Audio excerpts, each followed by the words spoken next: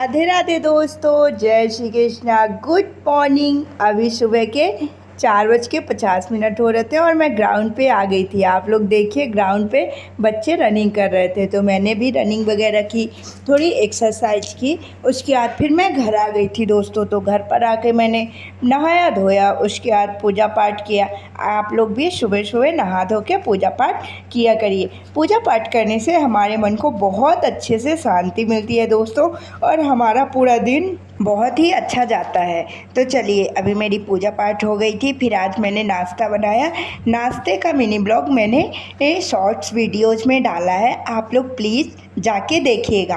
और जो मैंने कल पूछा था आप लोगों से कि मैं क्वेश्चन के लिए वीडियो बनाऊं कि नहीं, आप लोगों ने वीडियो के नीचे कमेंट नहीं किया दोस्तों। इसका मतलब आप लोग मेरी वीडियोस को ध्यान से नहीं देखते हैं। प्लीज़ आप कल वाली वीडियो को देखिएगा, उसमें मैंने कुछ पूछा है, उसके आप आंसर बताइएगा। अगर आप लोग चाहते हैं कि मैं शॉर्ट्स वीडियो में 5 क्वेश्चन डेली जीके जीएस के इम्पोर्टेंट जो रहते हैं मैं लेकर आऊँ, तो मैं ज़रूर वो वीडियो आप लोग के लिए बनाऊँगी दोस्तों। आप लोग कमेंट करके बताइएगा कि क्या आप लोग को ऐसी शॉर्ट्स वीडियो चाहिए कि नहीं।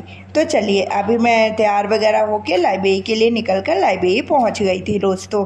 लाइब्रेरी में मैं पहुंचकर सबसे पहले अपना जीके जीएस का रिवीजन करना स्टार्ट कर दी थी। आज लाइब्रेरी आते में मुझे थोड़ा लेट हो गया था, क्योंकि आज संडे भी था और कल मेरा व्रत था प्रदोष का।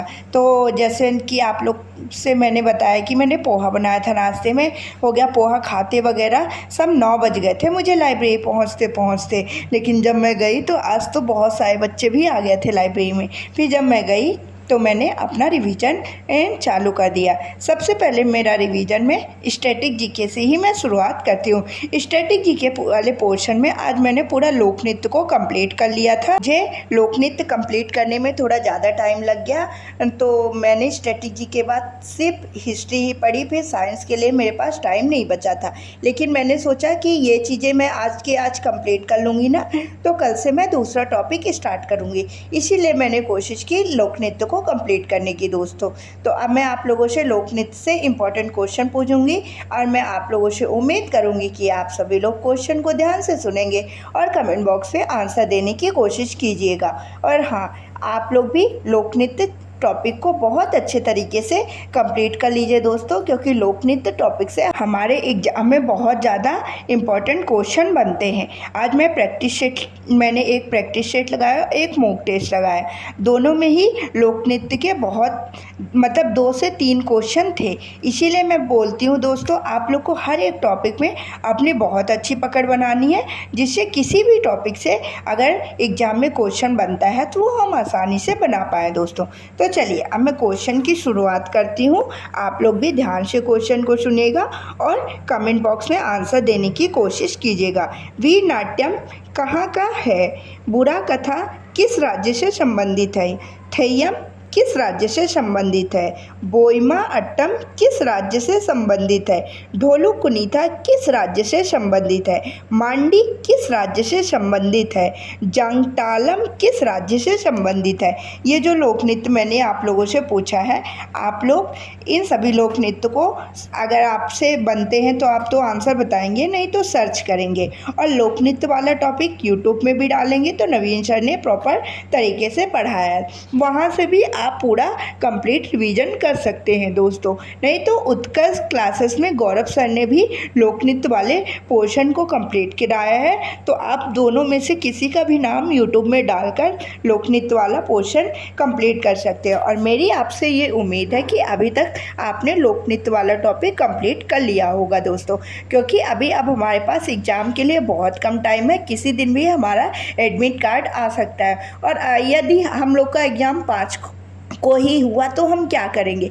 इसीलिए हमें ये मान के चलना है कि हमारा एग्ज़ाम 5 को है, और ज़्यादा से ज़्यादा सारी चीज़ों का हमें प्रॉपर तरीके से 1 तारीख तक सभी चीज़ों का कंप्लीट रिवीजन कर लेना है दोस्तों। फिर जो 4 दिन बचेंगे उसमें हमको प्रैक्टिस ज़्यादा से ज़्यादा करनी है, और फिर जो चीज़ें थोड़ी बहुत रहेंगी उनको वो रिवीजन करना है। तो अभी मेरा लोक नृत्य वाला टॉपिक पूरा कंप्लीट हो गया था दोस्तों। उसके बाद मैंने हिस्ट्री पढ़ना स्टार्ट कर दिया था। हिस्ट्री में आज मैंने वही बंगाल के गवर्नर जनरल को फिर से जो थोड़े बहुत बचे थे उनको कंप्लीट किया। फिर उसके बाद मैंने आज 1857 की क्रांति को पढ़ा। 1857 की क्रांति से जब मैंने आरपीएफ कांस्टेबल में एग्ज़ाम दिया था ना दोस्तों, उसमें 7 से 8 क्वेश्चन 1857 की क्रांति से थे प्रॉपर। अब चीज़ें जैसे मैं पढ़ रही हूँ ना, तो मुझे वो क्वेश्चन भी याद आ रहे हैं और मुझे मतलब अब इतना पछतावा हो रहा है ना कि उस टाइम पे मैंने प्रॉपर चीज़ें क्यों रिवीजन नहीं करके गई थी। नहीं तो मेरा मतलब 5 से 6 क्वेश्चन तो और मैं आरपीएफ कांस्टेबल में बना लेती दोस्तों। लेकिन चलिए कोई बात नहीं, अब जो हो गया तो उसको तो हम नहीं बना सकेंगे, लेकिन जो आने वाला है उसको तो हम बना सकते हैं ना।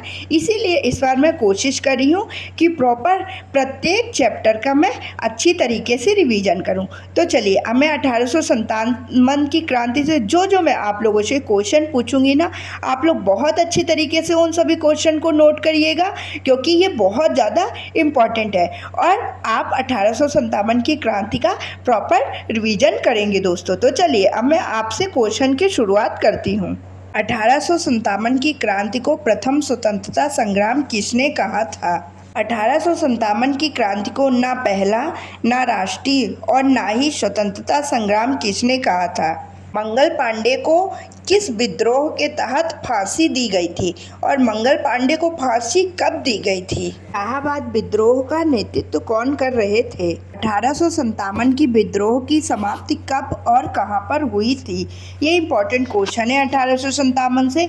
बस यही इंपॉर्टेंट क्वेश्चन ही है, बहुत सारे और भी इंपॉर्टेंट क्वेश्चन बनते हैं 1857 की क्रांति से, लेकिन सभी क्वेश्चन इस वीडियो के माध्यम से पूछ पाना संभव नहीं है दोस्तों। इसीलिए मैं टॉपिक आप लोग को बता देती हूँ और मैं आप लोगों से उम्मीद करती हूँ कि जो भी टॉपिक मैं आप लोगों से शेयर करती हूँ उस टॉपिक का आप बहुत अच्छे प्रॉपर तरीके से रिवीजन करते होंगे।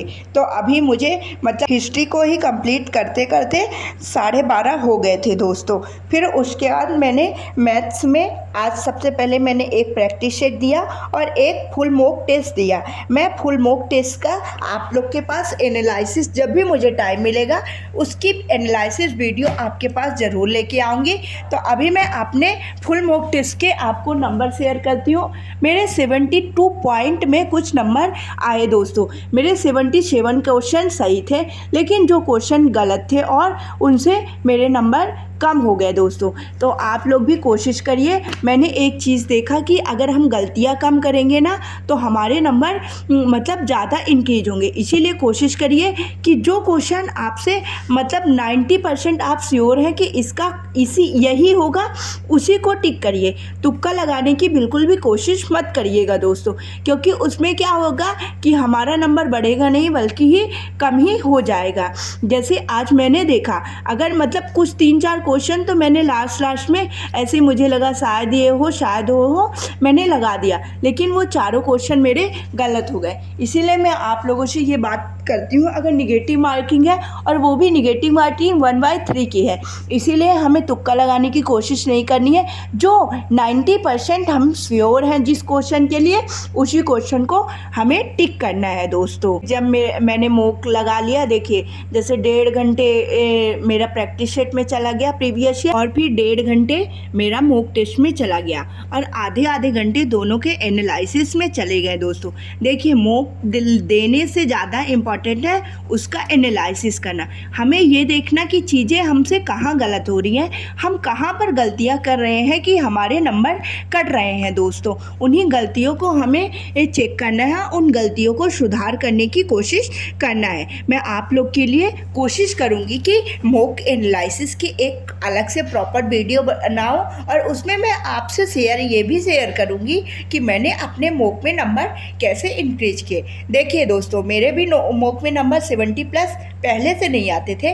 पहले मेरे भी 50-55 ऐसे स्टार्टिंग की, बट मैंने उसमें डेली सुधार करने की कोशिश की। मैंने उसमें ये चेक किया कि मेरी गलतियाँ कहाँ पर हो रही हैं। मैंने मॉक में कम नंबर से मैं कभी परेशान नहीं हुई कि मेरे नंबर कम आ रहे हैं, अब मैं क्या करूँ। बस मैंने ये देखा कि उसमें मेरी गलतियाँ कहाँ पर हो रही हैं और उन गलतियों को सुधार करने की कोशिश की। तो डे बाय डे मेरे नंबर इंक्रीज होने लगे दोस्तों। यही आप लोग को भी स्ट्रेटजी अपनानी है और मैं आप लोग के लिए ज़रूर एक वीडियो बनाऊंगी, अभी मुझे टाइम मिलेगा 1-2 दिन में दोस्तों।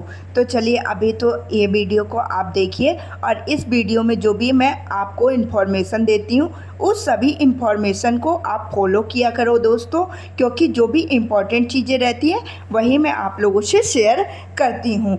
और कमेंट बॉक्स में जो भी आपके डाउट रहें वो भी आप शेयर किया करो कि दीदी मुझे इस चीज़ से डाउट है।